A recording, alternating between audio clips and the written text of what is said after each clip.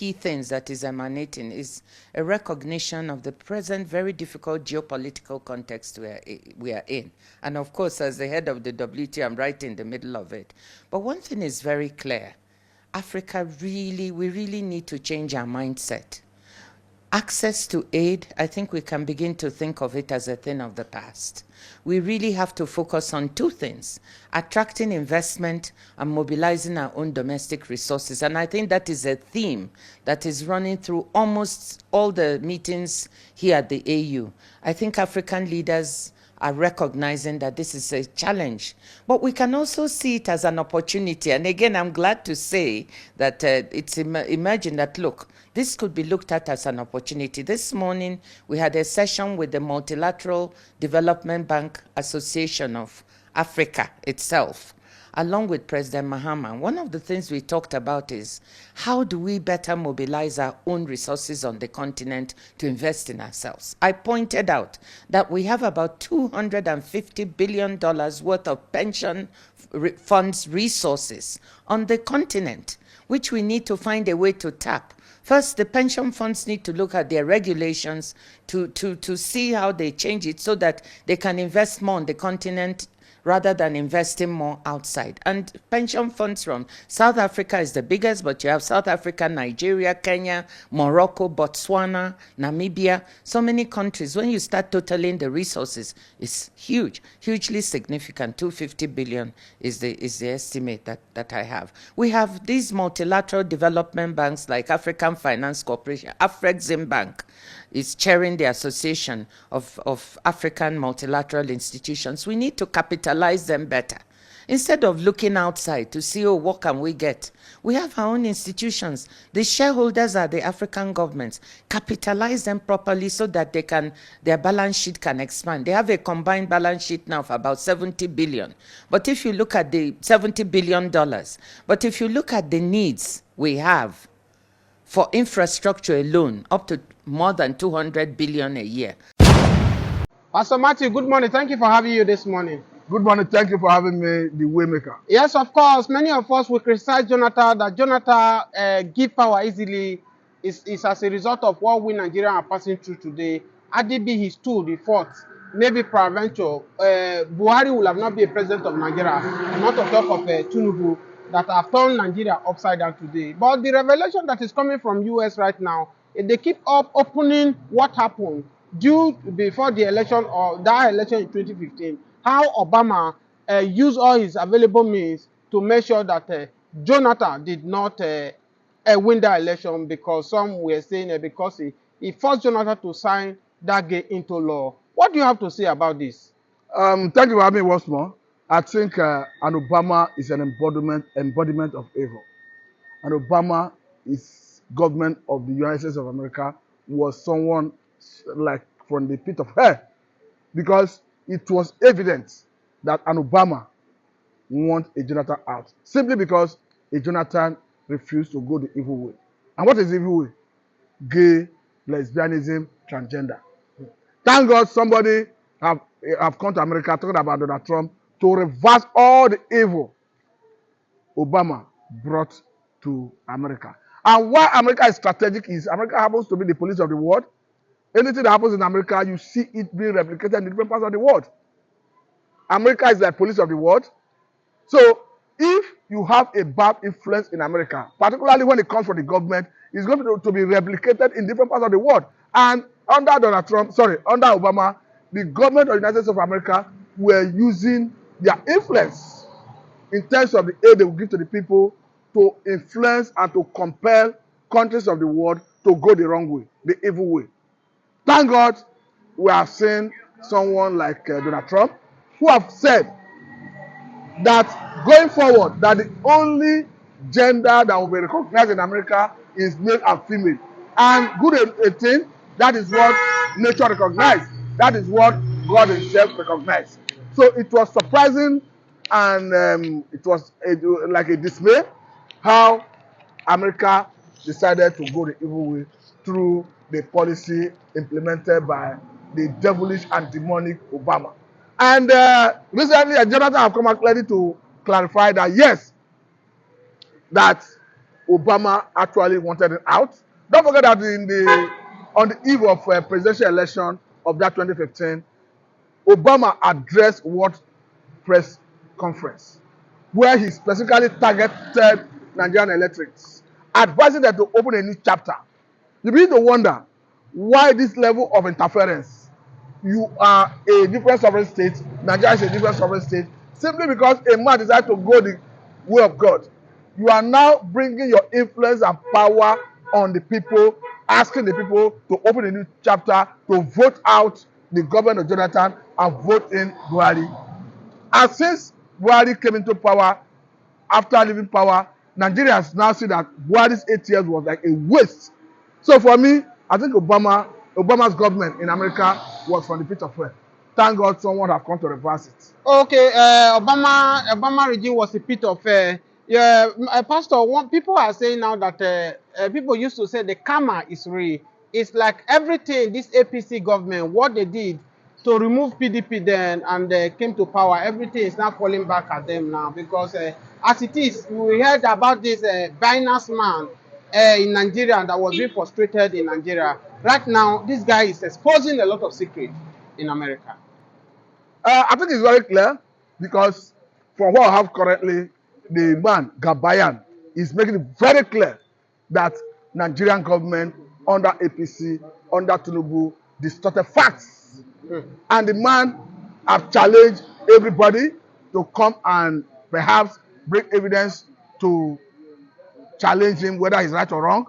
In the first place, the 20 billion US dollar that the Binance was accused of funneling out of Nigeria, the man said is a lie. The man said if 20 billion in question was a figure Binance gave to CBN on inquiry, and that the 20 billion in question is the money that is being traded by Nigerians under their platform. It doesn't imply that the money left Nigeria. Having said that, the man went further to allege, let me put it allegation because it is subject to verification. The man went further to allege that some lawmakers, about 3 of them, demanded that he paid them bribe through cryptocurrency.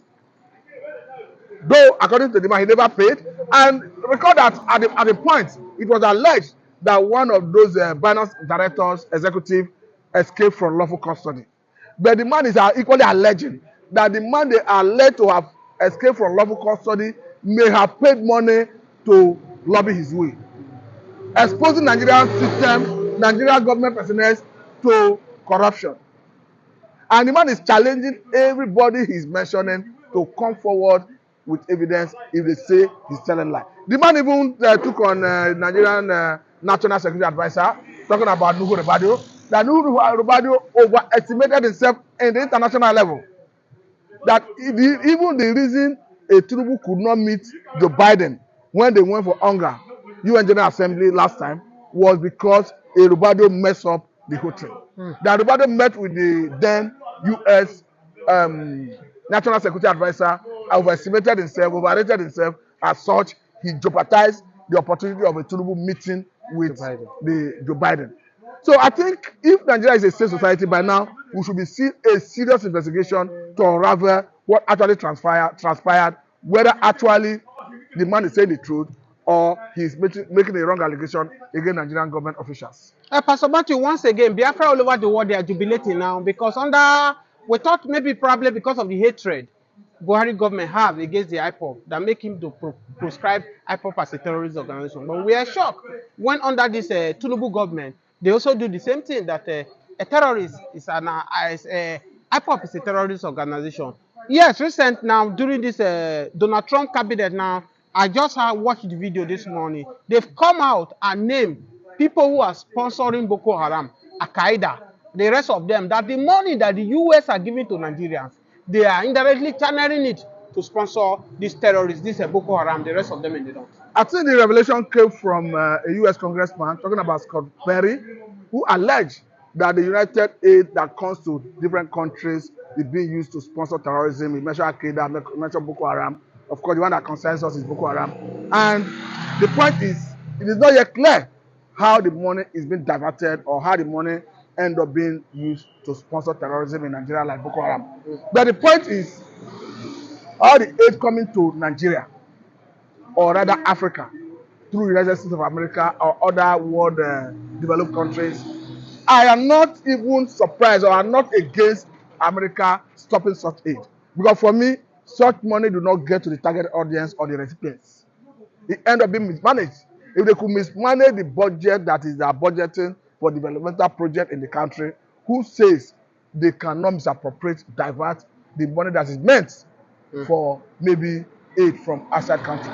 Remember that not too long ago, Betedu, who was the Minister for Disaster Management, was suspended on allegation of paying money meant for the vulnerable in Lagos State and Akwa Ibom into private accounts. But are you not surprised that many months after her suspension, not much is being heard whether she has been indicted, whether she has been fired, whether the suspension is subsist, and how long does she want to continue to stay in suspension? So everything about this country, when it comes to governance, when it comes to money meant for the people being spent, is being shrouded in secrecy. Yeah, Pastor Matthew, before I will let you go, one will say of recent, CDF Musa Christopher was being denied. Canadian government deny him visa. Is it all about all these allegations that the US is trying to unveil to the world that make Canadian government to deny Nigeria top military officer Canadian visa? Or some people are saying it could be what happened during the NSAS in 2020. What is your opinion about that? Whatever everybody is saying is speculative anyway. Nobody can actually ascertain the reason behind it because as at the time they were denied visa, the embassy in question did not make it public the reason they were denied visa. But for me, I think it is not in the place of National Security Advisor of Nigeria, talking about no Robado, to come to the public and start making the public issue because it ended up in sorry, sir. Could you make mention of Robado just now that Robado was part of they accused him that he was a problem why Tinubu could not meet Joe Biden. Now it's still on the air. He's the one that is taking this rumor up and down. Does it mean this Robado is a big problem to Tinubu government? Before you continue for your where I stop you. Robado is starting out to be a burden. Don't forget that even before now, we're always seeing the likes of RFI coming out to accuse Robado, that Robado in the past accused Tinubu as a governor of being corrupt. And currently, we are seeing so much accusation from Gabayan, the finance director. We have seen this recent visa denial of Nigerians by the Canadian embassy. Though it's not clear the reason they were denied visa. But however I look at it, it was not in the place of Nigerian government through maybe the office of the NSA to start questioning or rather speculating it in the public to determine why the visa was denied. I think they should have kept quiet and left it at that level. They should have kept quiet and left it for that level. On a final note, now that the question I asked you before now that America now have measured the Qaeda, Boko Haram, they did not describe IPOB as a terrorist. What message do you have for Nigerian government now for describing IPOB a terrorist? I think the way it is left for Nigeria. But what I can clearly say is, if Nigeria is doing the right thing, they should have even proscribed and declared herdsmen terrorist organization because global terrorism sees them as such. Okay, now if you say maybe some people will say that Nigerian government, especially Tinubu now, is afraid of the Fulani. If he declare Fulani herdsmen terrorist organization, they might look at it that is describing a whole tribe as a terrorist. But one will also say that this IPOB, we know the full meaning of IPOB. IPOB is indigenous people of Biafra. Now that you are declaring IPOB a terrorist organization, it does not simply mean that you are declaring Biafra a terrorist. The thing is clear, just like you said, IPOB means indigenous people of Biafra. But when it comes to Fulani herdsmen, when it comes to IPOB, even without nomenclature, they still declare them terrorists and designate them as such. And we know before Global Terrorism Index designates Fulani herdsmen as fourth most dangerous terrorist organization in the world, they knew that they were a tribe. it is because of their activities. And the activities is more in Nigeria globally, even as we speak.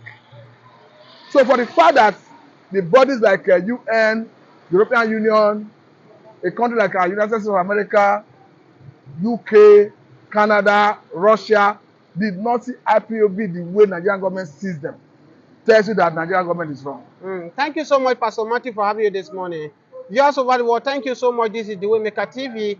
This is your first time of watching our video. Please kindly subscribe to this channel. Drop your comments here and let us know whether we are on the right track. Thank you for watching.